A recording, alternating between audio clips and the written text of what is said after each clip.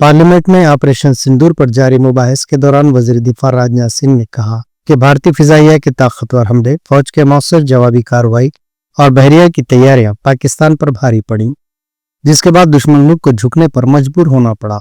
राजनाथ सिंह ने बताया कि 10 मई को पाकिस्तान के डीजीएमओ ने भारत से राब्ता करके फौजी कार्रवाइयां बंद करने की अपील की। उन्होंने कहा कि न सिर्फ पाकिस्तान की स्ट्रेटेजिक शिकस्त थी, बल्कि इसकी फौजी सलाहियत और हौसले को भी शदीद धक्का लगा। उन्होंने जोर देकर कहा कि भारत की फौज हर चैलेंज का मुंहतोड़ जवाब देने के लिए पूरी तरह तैयार है और ऑपरेशन सिंदूर इसकी जिंदा मिसाल है।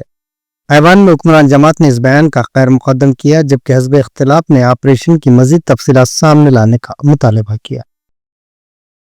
अध्यक्ष महोदय, भारतीय वायुसेना के जबरदस्त हमलों, नियंत्रण रेखा पर थल सेना की मजबूत जवाबी कार्रवाई और नौसेना के हमलों के डर ने पाकिस्तान को झुकने के लिए मजबूर कर दिया। अध्यक्ष महोदय, और पाकिस्तान की हार उनकी एक सामान्य विफलता नहीं थी, बल्कि यह उसके सैन्य बल और मनोबल या दोनों की एक हार थी। 10 मई को पाकिस्तान के डीजीएमओ ने भारत के डीजीएमओ से संपर्क किया और सैन्य कार्रवाइयों को रोकने की अपील की। मैं सदन में यह बात फिर से दोहराना चाहूंगा कि पाकिस्तान के डीजीएमओ ने भारत के डीजीएमओ से संपर्क किया और सैन्य कार्रवाइयों को रोकने की अपील की।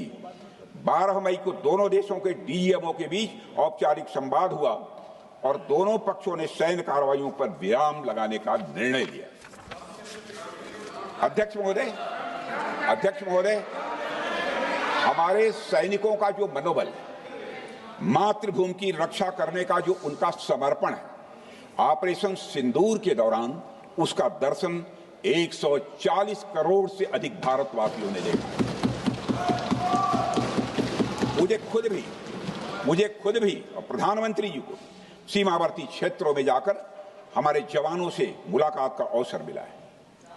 अध्यक्ष महोदय, श्रीनगर के मिलिट्री बेस पर, भुज के एयरबेस पर, उधमपुर के कमांड सेंटर पर, हर जगह प्रत्यक्ष मैंने अपनी आंखों से देखा कि हमारे सैनिकों का मनोबल अपनी पूरी बुलंदी पर था।